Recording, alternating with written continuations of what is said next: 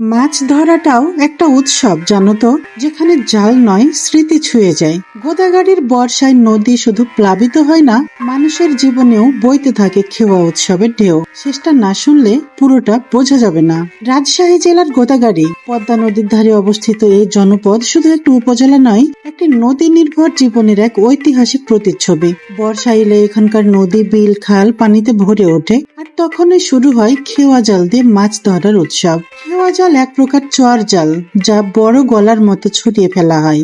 সাধারণত 5-6 জনের একটি দল জল ঠেলে বা নৌকায় থেকে খেওয়া ফেলে দেয়। সাধারণ জাল নয়, এই জালে জড়ায় জীবন, ইতিহাস আর উৎসবের আবেগ।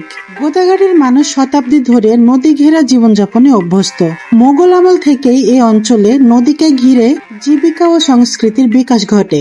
অনেক ইতিহাসবিদ মনে করেন গোদাগাড়ির খেওয়া উৎসব মূলত বর্ষা পুজোর বিকল্প প্রকাশ, যেখানে প্রকৃতিকে কৃতজ্ঞতা ভরে মেনে নেয় মানুষ। মাছ ধরা শুধু পেটের জন্য নয়, এটি প্রকৃতি আর মানুষের সহাবস্থানের চিরায়ত প্রতীক। এই সময় স্থানীয়রা দল বেঁধে নদীতে নামে, কেউ পাড়ে দাঁড়িয়ে জাল টানে, কেউ নৌকা চালায়, কেউ গলা ছেড়ে গান গায়, আর আশপাশে দাঁড়িয়ে থাকে গ্রামের মানুষ। হর্ষধ্বনি, হাসি আর মাছ ভরা ঝুড়ির গন্ধে পুরো এলাকা উৎসব মুখর হয়ে ওঠে। এটা কেবল মাছ ধরা নয়, এটি মানুষে মানুষে আত্মার সংযোগ। গৃহস্থ, ছাত্র, দিনমজুর সবাই মিলেমিশে এখানে মাছ ধরতে নামে, যেন একদিনের জন্য সবাই এক পরিবারের সদস্য। এটাই উৎসবের আসল রূপ, ভিন্ন ভিন্ন মানুষ, এক অভিজ্ঞতা। এই খেওয়া উৎসব বড়দের জন্য স্মৃতির, ছোটদের জন্য রোমাঞ্চকর। Culture isn't just in museum, sometimes it swims in reverse.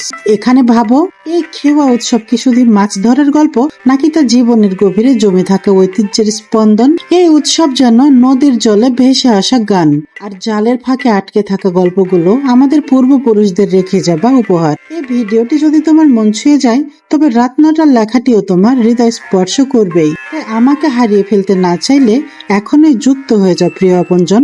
জানার না জানার মাঝামাঝি যেটুকু বিস্ময়, সেইখানে থাকো। তোমার কথা বন্ধু শিরিনের গল্পে থাকো। Stay with Voice of Shirin, where your soul finds its home.